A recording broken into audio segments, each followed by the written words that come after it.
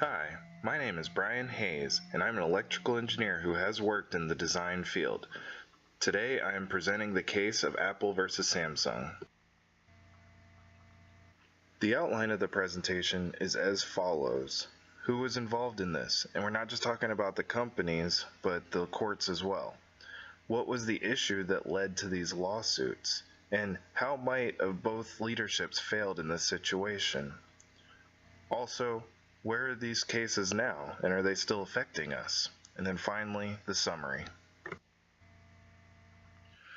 First, let's talk about who was involved. There are, of course, the obvious players, Apple and Samsung, as these are who the lawsuits involved.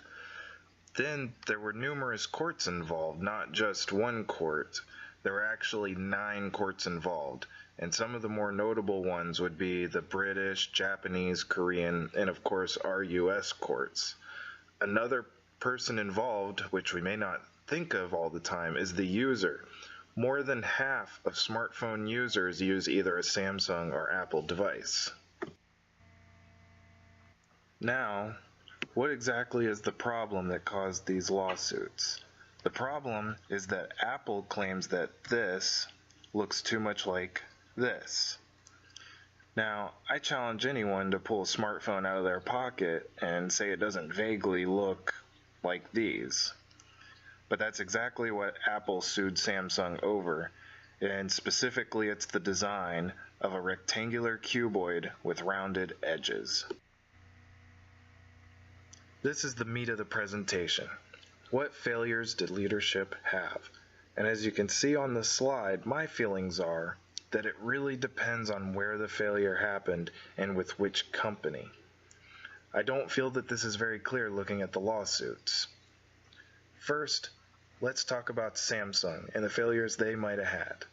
Their leadership may have actively copied Apple's work. If this is the case, that's clearly unethical. Now, it's also possible that some of Samsung's employees copied Apple's work and the leadership simply ignored this. Again, this is unethical, and neither of these situations promote good vision or values to their employees.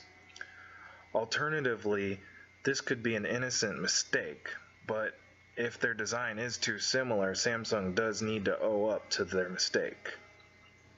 Next, let's talk about how this could have been a failure on Apple's part. These lawsuits might be vindictive and frivolous, which also is not very ethical. And this doesn't promote a good vision with their employees either. Finally, what were the verdicts of these cases, and have we seen the last of them? The verdicts really depends on which country you're in. In each country, one device or the other may have been banned from sales. However, both companies found ways around this by appealing to the courts or changing their design slightly. Therefore, today, both companies can still sell their devices in each country. Now, have we seen the last of these cases?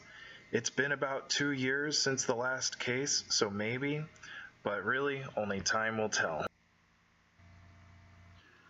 To summarize this presentation, Apple began suing Samsung in 2012 for patent infringement, specifically the design of a rectangular cuboid with rounded edges.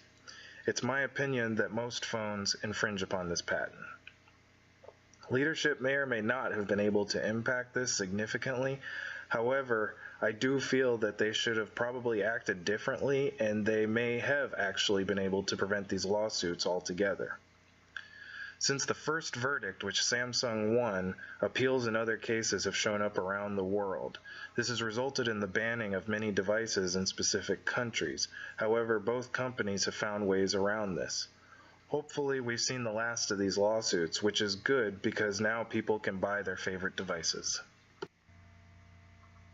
If you have any questions, feel free to email me at the email address shown.